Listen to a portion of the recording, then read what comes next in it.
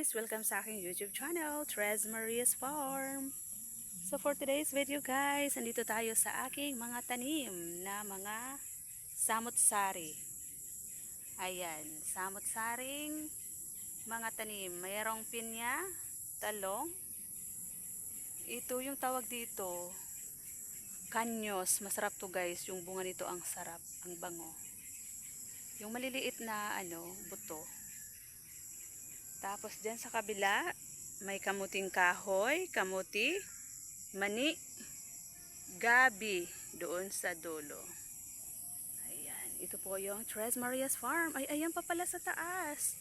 Meron pang patula. Ay, hindi ko nakita. Ayan pala, ang daming bunga ng patula. Dalawa lang pala. Ayan pwede pa kaya yan? Pitasin. Itong isa pwede, pero yung isa parang matanda na. Matanda na yung isa guys. Ayan. Hindi namin namalayan. Meron na palang bunga. Yung patula. Masarap to sa miswa. Ayan. Pitasin na natin.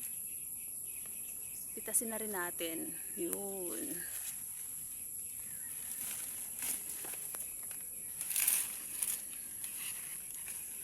Hindi mapitas-pitas. Ayan na guys. Meron ako nakuhang ampalayang kulubot at saka talong. Paano ba yan?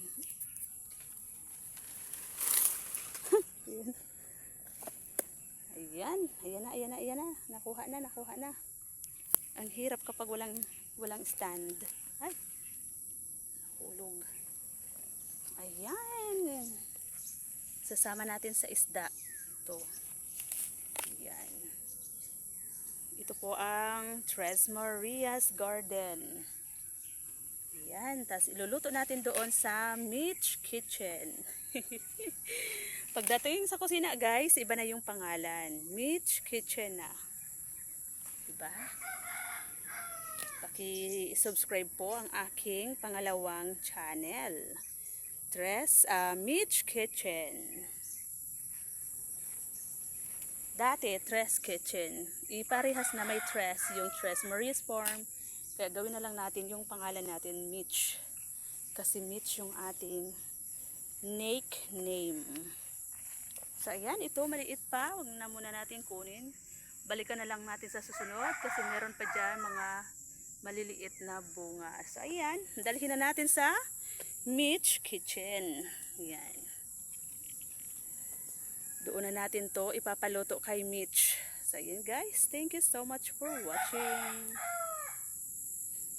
Pa-subscribe po ang aking YouTube channel, Tres Maria's Farm. At saka, yung aking pangalawang bahay ay Mitch Kitchen. Thank you guys. Bye. Ayan guys, meron tayo ditong isang puno lang ng talong. Ayan, nakahalo dito sa mga tanim kong halaman na marami ng damo sa ilalim dahil sa panayang ulan, nagkahalo-halo na yung mga tanim, hindi na maganda talaga. Ayan Ayan. So ayan, pipitasin na po natin kasi meron ng bunga. Nakailang bisis na ako dito mamamitas ng bunga guys. Dito meron na naman siyang 4, diba? Ang bilis lang. Ayan ang linis. Ang kinis. Ang kinis-kinis ng bunga niya. Ayan, may 4 na bunga. Kakapitas ko pa lang dito nung isang araw. Ayan nga yung pinagpitasan ko.